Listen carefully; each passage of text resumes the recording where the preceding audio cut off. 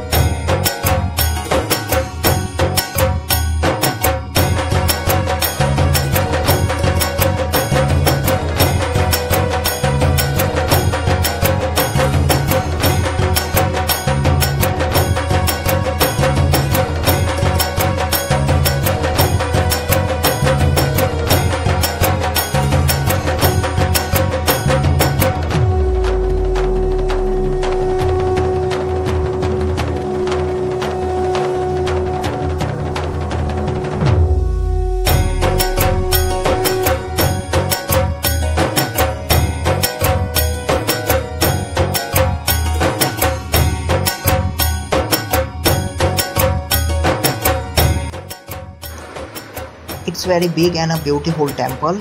जैसे कि आप इस पे देख सकते हैं, इसमें इंडियन आर्किटेक्चर दिखता है. मंदिर के चारों तरफ आप इंडियन आर्किटेक्चर देख सकते हैं. ऊंझा एक और चीज़ के लिए बहुत ज़्यादा फेमस है और वो है मसाले, spices. Unjha spice capital of Gujarat है और ज़्यादातर जीरे के लिए ऊंझा बहुत ही ज़्यादा फेमस है.